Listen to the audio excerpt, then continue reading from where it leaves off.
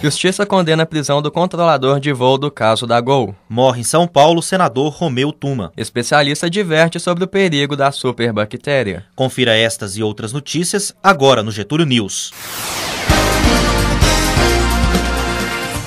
Bom dia. O sargento João Marcelo Fernandes dos Santos, controlador de voo que estava em serviço no dia do acidente entre o Boeing 737 da Gol e um jato Legas, foi condenado pela Justiça Militar a 1 ano e 2 meses de prisão por homicídio culposo, sem intenção de matar. Outros 4 controladores, que também foram acusados de contribuir com o caso, foram absolvidos. O acidente aconteceu no dia 29 de setembro de 2006, quando o Boeing da Gol, que fazia o voo 1907 de Manaus para Brasília, chocou-se com o jato Legas, que seguia de São José dos Campos rumo aos Estados Unidos. 154 pessoas morreram vítimas da colisão. O sargento ainda pode recorrer à sentença no Superior Tribunal Militar. O consumo indiscriminado de antibióticos pode causar danos terríveis ao homem. Mais informações com a repórter Ana Luísa Perdigão. O alerta sobre o aparecimento de uma superbactéria resistente a quase todos os antibióticos e capaz de se espalhar por todos os países do globo está amedrontando a população mundial. Para esclarecer o assunto, vou conversar agora com a professora de infectologia da Faculdade de Medicina de Barbacena.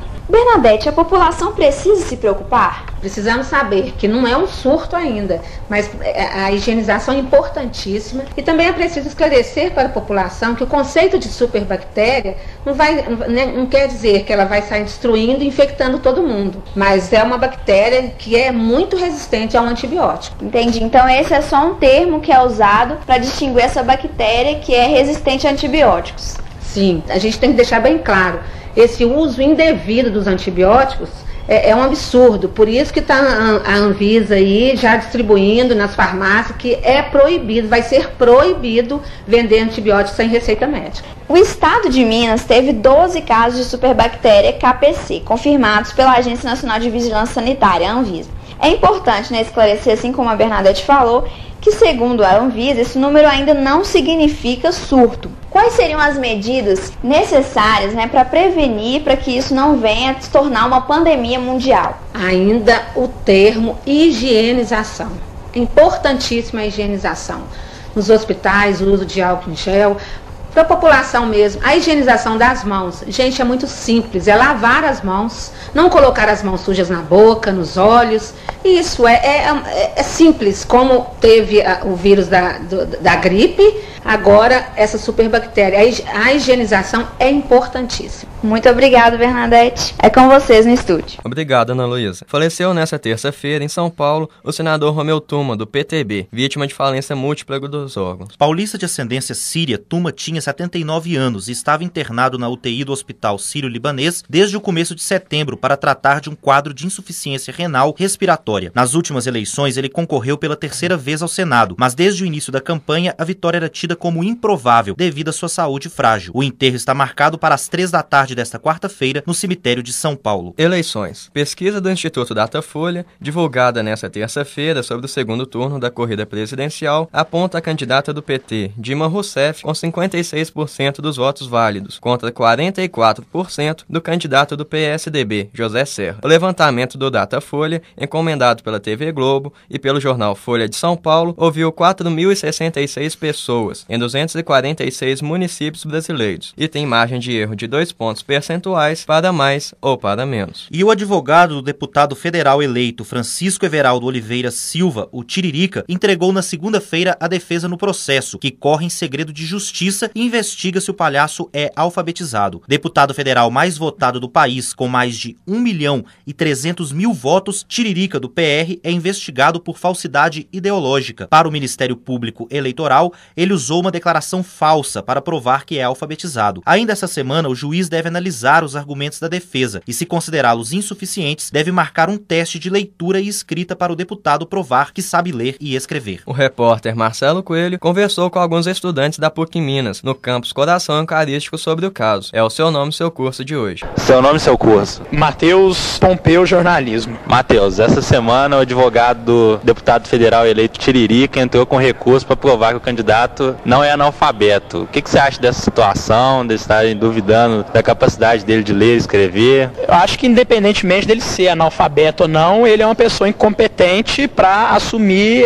uma cadeira tão importante que é a de deputado, né? Eu acho que uma pessoa para desenvolver essa função na sociedade, ela tem que ter um mínimo de preparo, de cultura, de conhecimento de línguas, e enfim, e isso está mais que provado que ele não tem. E o que você acha que foi esse fenômeno de votos dele aí, mais de 1.300.000 votos? O que você acha que você atribui a esse fenômeno que foi o Tiririca? Muitas pessoas dizem que esse voto vem do protesto, né, que é um voto de protesto, mas particularmente eu acredito que não seja só isso. Eu acredito que seja sim isso, somado à ignorância do eleitorado brasileiro, que tem mania por artista, por pessoas públicas no meio da política. Seu nome e seu curso? Robertson, eu sou professor de publicidade e jornalismo. Professor, essa semana o advogado do palhaço Tiririca entrou com recurso para provar que ele não é analfabeto. O que você acha da situação de estarem duvidando da capacidade dele de ler e escrever? Eu acho que a lei existe, ela deve ser cumprida, ou seja, se ele foi eleito deputado e é analfabeto, ele, de uma forma ou de outra, isso tem que ser apurado, com correção, mas dentro dos critérios assim corretos, não é nada assim de perseguição ou não. Enfim, eu acho que é difícil porque eles levantam uma polêmica muito grande em cima disso, quando na verdade é uma questão legal, né? Ou seja, se uma pessoa não pode exercer a função no Congresso ser analfabeto, ele tem que, na verdade, provar que não é ou não. Tiririca foi esse fenômeno de votos na eleição, em mais de 1.300.000. O que você acha que você atribui a essa votação expressiva dele? Eu acho que muito relacionado a uma certa ironia que, principalmente Rio e São Paulo, sempre tem nas eleições. Eles são dois estados que sempre fazem isso. Eles sempre escolhem alguns candidatos, assim, um voto de protesto ou de escracho, demonstrando um pouco de insatisfação, eu acho, com o quadro eleitoral, principalmente no Congresso e no Senado. Eles sempre fazem isso nesses dois quadros. Eles tentam demonstrar através de um voto de protesto, não sei se é a falta de opção ou um protesto contra o quadro eleitoral brasileiro ou as próprias eleições. Enfim, acho que é isso. Seu nome e seu curso?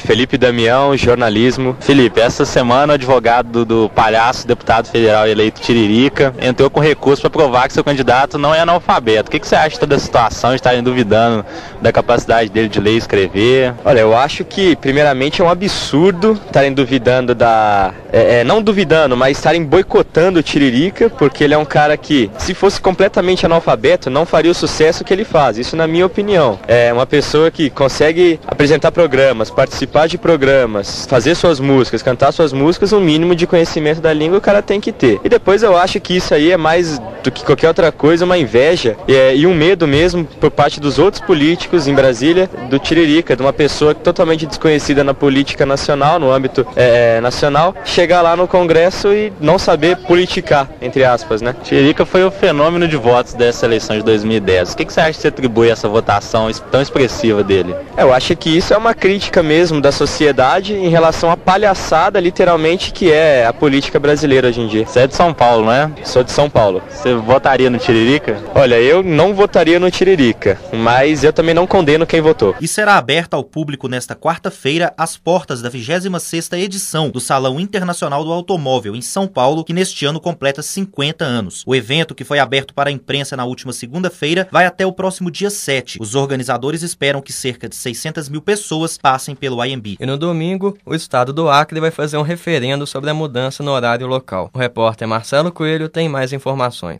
Eleitores do Acre participam neste domingo de um referendo sobre a mudança de horário local do estado. De acordo com o Tribunal Regional Eleitoral do Acre, os eleitores deverão escolher pela manutenção ou rejeição da alteração na hora local em vigor desde 2008. O voto no referendo é obrigatório. Segundo o TRE, poderão votar no referendo os eleitores regularmente inscritos até 5 de maio deste ano. A votação ocorre simultaneamente ao segundo turno das eleições presidenciais, por meio de urnas eletrônicas exclusivas. O eleitor deve registrar seu voto para o referendo na mesma sessão eleitoral em que vota para a eleição convencional. Até 2008, o Brasil possuía 4 fusos horários, ficando o Acre e o oeste da Amazônia a menos 5 horas do horário de Greenwich. Com a lei de 2008, essas áreas passaram a ficar a menos 4 horas, para que pudessem ficar mais integrados à região em que atuam comercialmente. Neste domingo, a população deve manifestar-se sobre a manutenção da lei de 2008 ou a retomada do fuso horário antigo. O eleitor que não votar no referendo será considerado faltoso e deverá pagar uma multa ao TRE do Acre. Repórter Marcelo Coelho. E um apostador de Belo Horizonte acertou as 6 dezenas sorteadas pela Caixa Econômica Federal no último sábado pelo concurso da Mega Sena e faturou sozinho o prêmio de R$25 milhões.